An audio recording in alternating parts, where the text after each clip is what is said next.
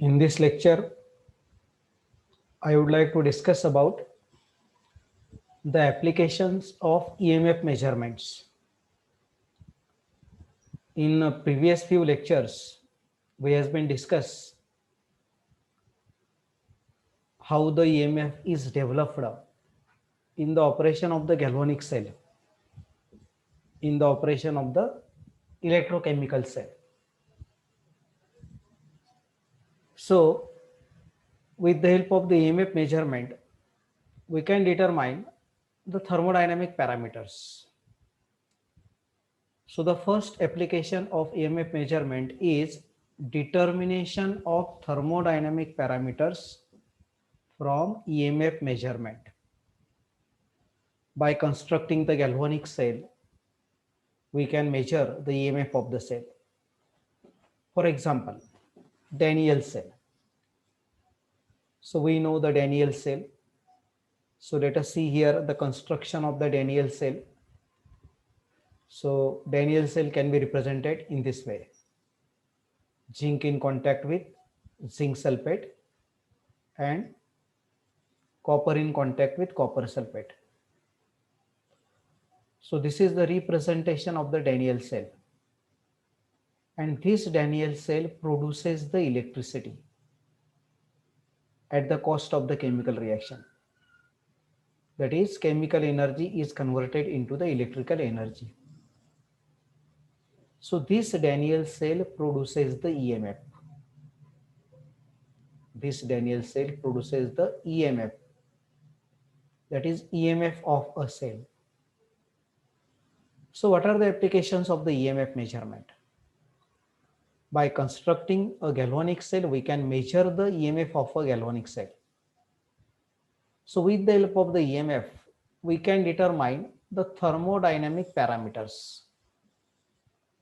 So the first thermodynamic parameter, it is free energy change, delta G. The first thermodynamic parameter, it is free energy change, delta G. In a chemical reaction, always there is a free energy change.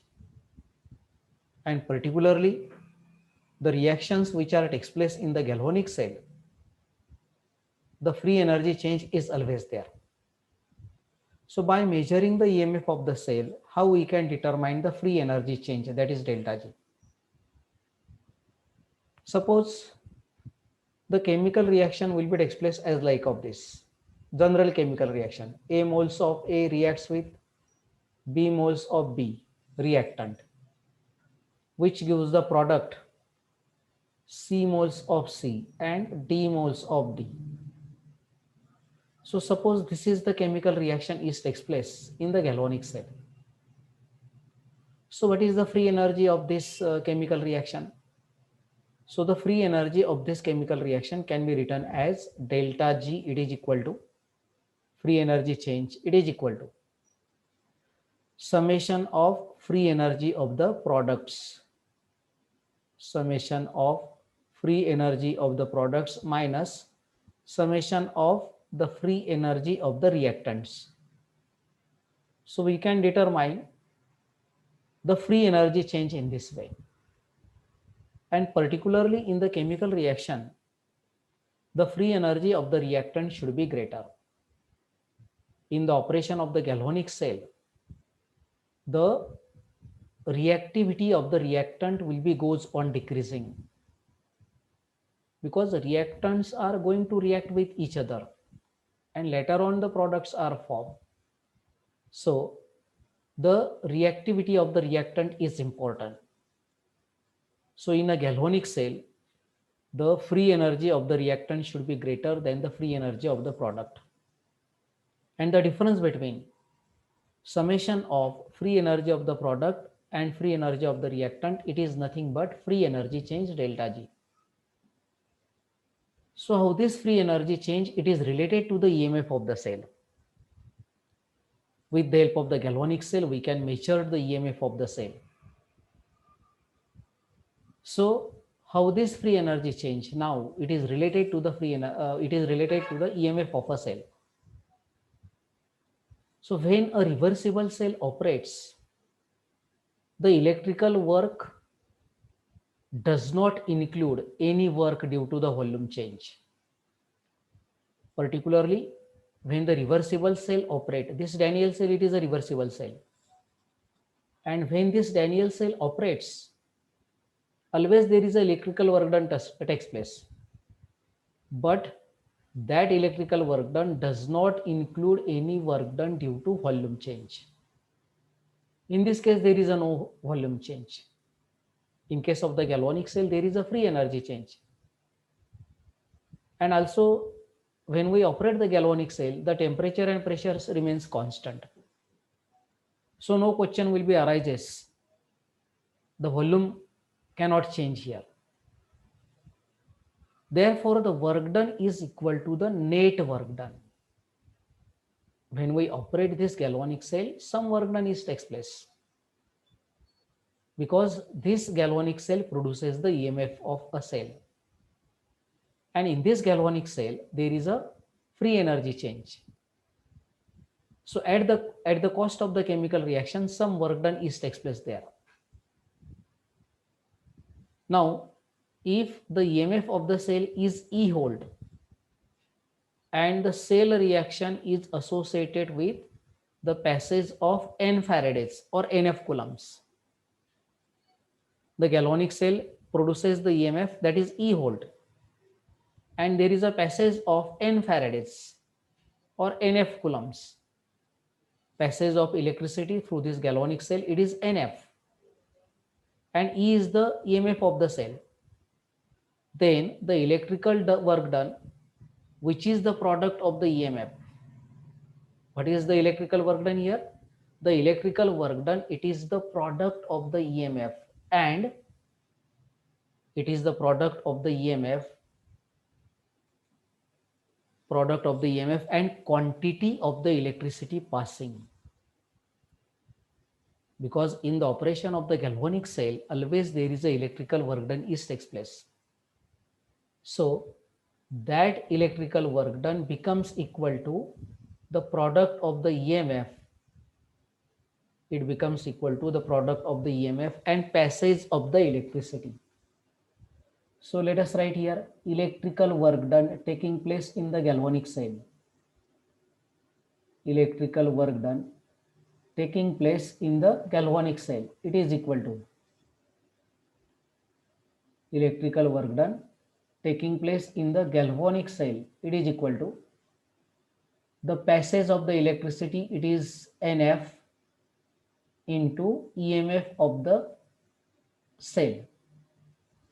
So this much electrical work done takes place in the case of the operation of the galvanic cell.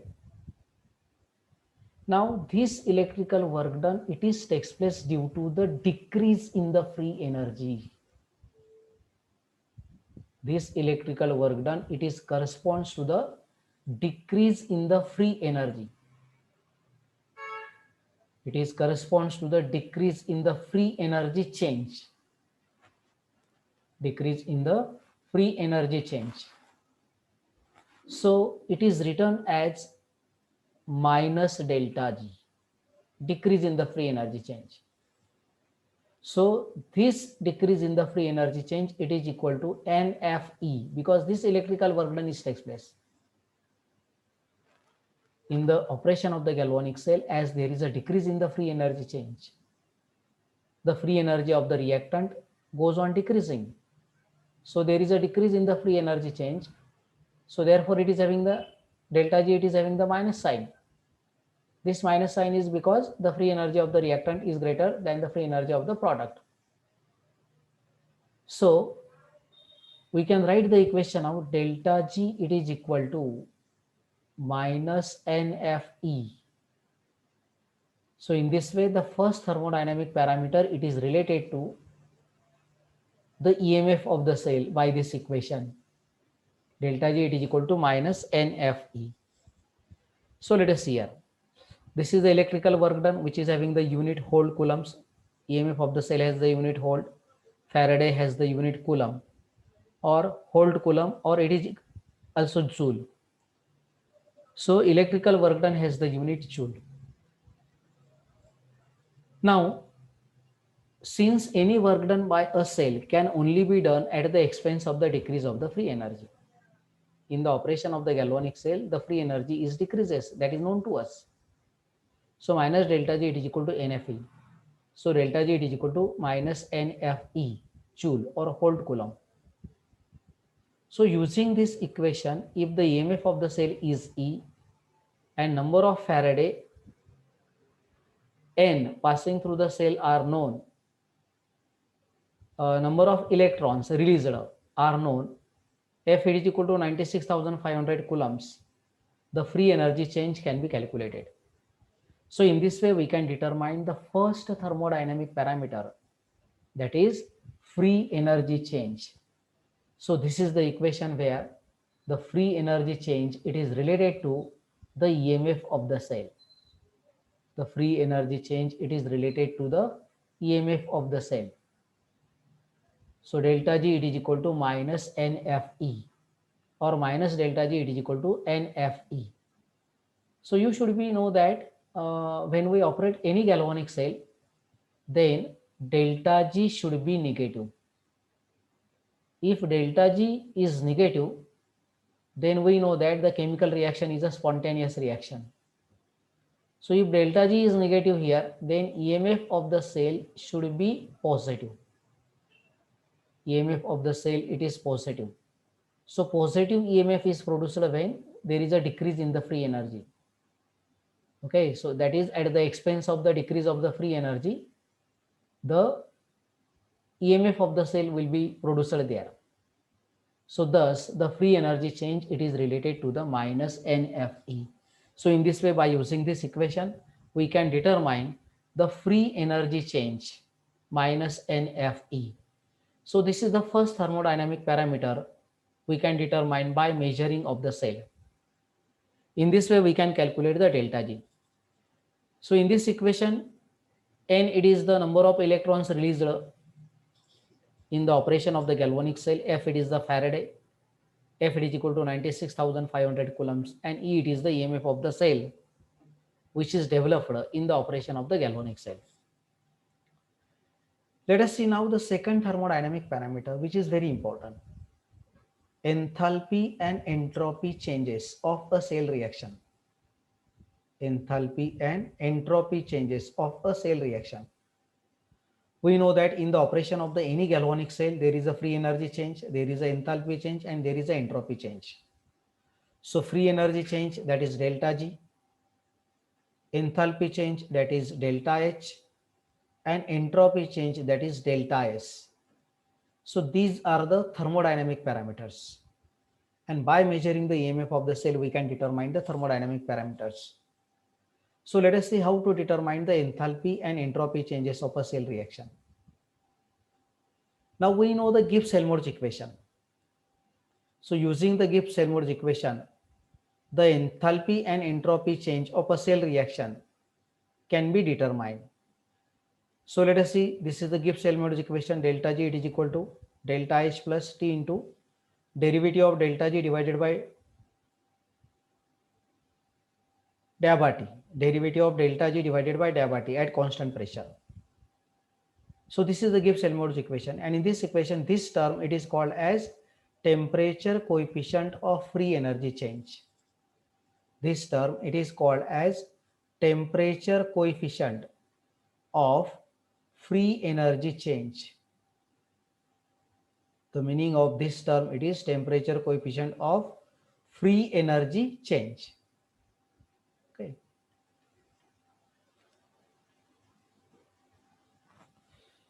Now we know that delta G, it is equal to minus NFE. So we can put delta G here, it is equal to minus NFE. Delta H plus T into derivative of minus NFE divided by delta T at constant pressure. Now we can rearrange this equation. We can rearrange this equation. So minus NFE equal to minus NFE, it is equal to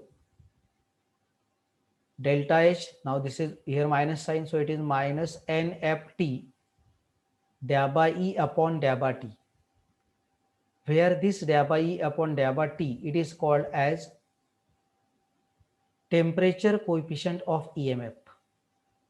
It is called as temperature coefficient of EMF. So as the temperature is changes, the EMF of the cell is also changes. So let us rearrange this equation now. So see the next step. Delta G, it is equal to minus NF into E minus T into delta E upon delta T at constant pressure. Or the same equation can also be written as, you can see here in the previous equation we can write. So the same equation can also be written as, okay, so minus minus plus, we can take the equation in this way also. The same equation can also be written as NF into T into delta E upon delta T at constant pressure minus EMF of the cell. So both these equations are correct. Either we can use this equation or this equation. Okay. EMF of the cell minus T into delta E upon delta T at constant pressure. So this equation is useful in calculating the heat of reaction or enthalpy of reaction, delta H, occurring in a cell by measuring the EMF of a cell. By measuring the EMF of the cell and the temperature coefficient delta E upon delta T of the cell. Now in this case, if E1 and E2 are the EMFs of the cell at temperature T1 and T2 respectively, then the temperature coefficient delta E upon delta T at constant pressure can be determined. Actually, this is the difference between the two EMF and this is the difference between the two temperature. So delta E upon delta T at constant pressure, it is equal to E2 minus E1 divided by T2 minus T1, where E2 is the EMF at temperature T2 and E1 is the EMF of the cell at temperature T1. So thus this is delta E upon delta T, it is called as a temperature coefficient of the EMF of the cell. So in this way we can determine the enthalpy change of a cell reaction, enthalpy change of a during the operation of the galvanic cell, and it is related to this equation. Okay. So in this way we can determine here the free energy change and enthalpy change. The free energy change delta G, it is equal to minus NFE, and enthalpy change delta H, it is equal to minus NF into E minus T into delta E upon delta T at constant pressure, where delta E upon delta T, it is called as a temperature coefficient of EMF of a cell. It means as we change the temperature, the EMF of the cell can be changes. So delta E upon delta T represents the rate of change of EMF with respect to temperature. Rate of change of EMF with respect to temperature.